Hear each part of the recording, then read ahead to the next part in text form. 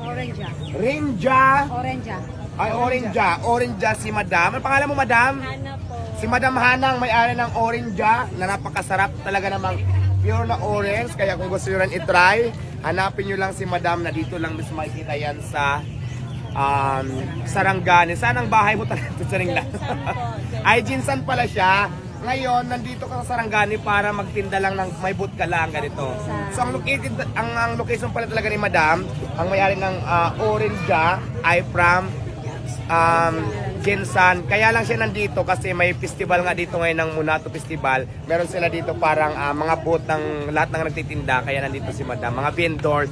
Tamang-tama kasi vendors party list din kami. Nandito kami ngayon kasama syempre ang founding chairman ng vendor party list na walang iba kundi si Congresswoman Tita Malolipana.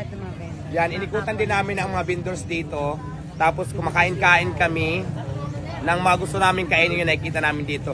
Para mamaya, pag uwi namin doon sa inuwi namin, burlog na lang, di ba? Wala nang kainan. Mindset ba? Mindset. Ganon. Thank you, Renja. Thank you, Madam. Thank you. Pagkatapos natin uminom ng juice, ng napakasarap na juice ni Orinja, yung katabi niya, syempre, titikman din natin ang Calamaris King. Asan yung may-alang Calamaris King? Sa kanila naman dito, yung ganito kalaki, kasi by size dito may mga size yung baso. Pag malaki, halimbawa ito, magkano ang 145? 145, itong ganito kalaki? 50, tapos, bukod sa calamaris, ano to? Fish fillet. Tapos parang may nakita pa akong shrimp. Shrimp tempura. Magkano naman yung ganito? 50. 50. Ang mumura. Tapos, ito? 50 din. Tapos, pag halimbawa ako, gusto ko lang tikman, 2 piraso, 3 piraso na ng calamaris. Pwede naman per pieces. Ano po, per cup? Per cup lang talaga. So, dito yung calamaris nila, mayroong 145, may 50. Hanggang doon lang naman. Yung 145 nila, yun na yung pinakamalaki talaga na cup. Ito siguro for sure, mas maliit dito, mas mura din to. 100, 145, saka 50 pesos lang. At syempre, hindi rin natin palagpasin. Titikman din yan syempre ni Tita Malolipana. Ayan. Masarap, di ba? Anong, kumusta ang lasa? Malambot siya at saka, ang pinakagusto ko dito, pag sinausaw mo sa suka, talagang nag-aagaw buhay yung anghang, tapos yung asim, yun naman din talaga ang gusto ko. Dito lang ito matatagpuan sa King Calamaris na nandito ngayon sa Sarangani. Pero ate, kasi dito, pag normal days kasi, di ba kasi ngayon may Munato Festival lang, nandito kayo. Pag normal days ba, wala kayo dito sa kanila? Sa Jinsan din kayo. Ayan, saan banda sa Jinsan?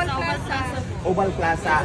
Ayan, sa mga gustong tikman, ang King Calamaris na napakasarap. Makikita sila pag normal days lang sa Jinsan sa may Oval Plaza. At syempre, hanapin mo lang ang napaka-fresh at fresh pa sa akin ang may-ari mismo ng calamaris na ito, si Madam. Product nila ng worth 10,000 pesos. Ang kapalit po nito ay kalayaan ng isang nakapiit na nandito ngayon sa Lipa City, Batangas. Kasi ito po ay parte ng kanilang programa na tinatawag nilang Hope Project. So ito yon. Kaya naman ang vendors party list, bibili kami dito ng worth 10,000 pesos.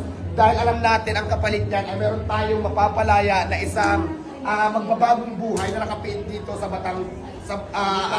Lipa City Jail. I'm sorry ha, medyo nagkakamali ako, hindi ko alam kung Lipa o Batangas, pero nandito tayo sa Lipa. So unang ipapakita natin guys, ang kanilang mga project dito na ginawa ay maliit na basket, pwede dito sa mga souvenirs natin. Ang gaganda talaga mga pulido at mayroon pang kalabaw na mayroon tawag dito, hindi ko masyadong alam, at ito pang nagustuhan ko guys. Ang ganda, mga bahay-bahay. So, itatanong natin sa kanila kung magkano ang halaga ng bawat ganito. Mayroon ba mag-reveal ng mga price? Yes. Halimbawa sir, ganito sir, mga ganito magkano ang price ng ganito? Gawa lang to ng preso lahat, no? Yan, 8,000 pesos. Ayan, 8,000 pesos. Sir, pag ganito naman klaseng kalabaw ang binili natin, magkano naman ito nagkakahalaga? 5,000. 5,000, 8,000, at ito ang napakaganda siguro kasi napaka-unique ng design niya at saka ang ganda talaga pang display. Pero guys, take note ha, gawa lang to ng mga inmates dito sa Lipa City Jail. So ito naman sir, magkano yung price nito? Tatlo yung mapapalayan yan, 35,000. Ito, 35,000. So ibig sabihin, pag binili mo ito worth 35,000, tatlong ang kapalit dito na mapapalaya na nakapiit dito sa Lipa City Jail. So dito pa, marami pa to.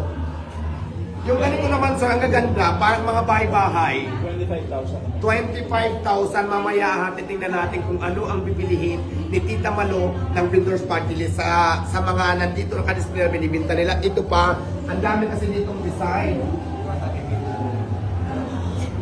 Ito sir, maganda rin to.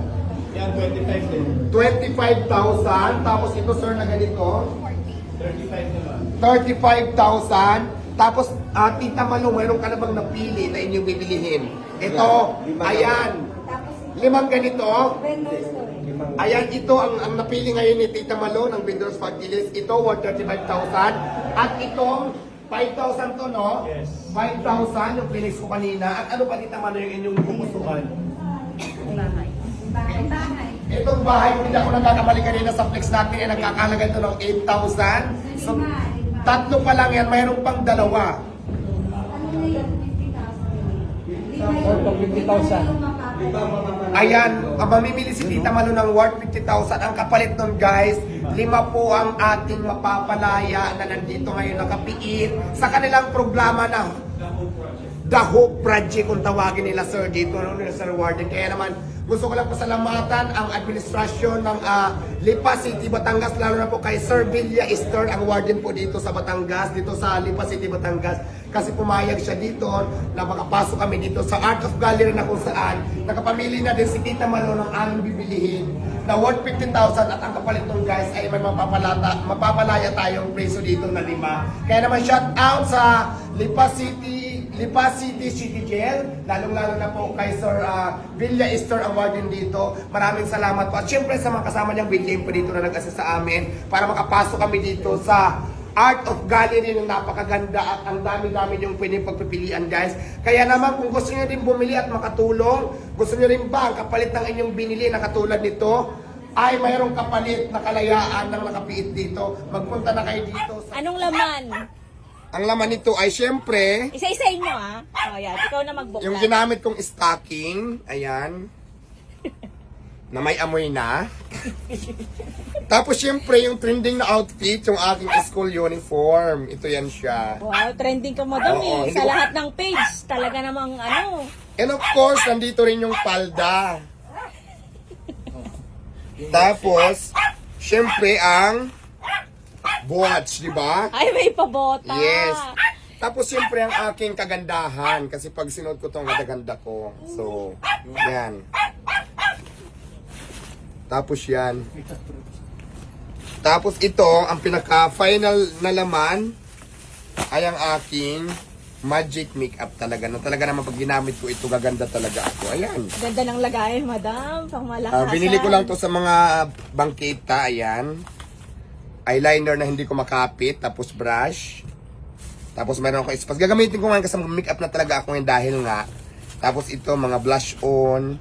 Meron din ako mga pang ganito. Tapos may lipstick ako. Ito. Dami ah. Pilik mata, syempre para gumanda tayo. Tapos mayroon tayong ganito. Eyeliner na brown. Lipstick again. At ito pa. At ito pa. Gagamitin ko na to ngayon. Ilalabas ko na din talaga. Dahil nga mag-makeup.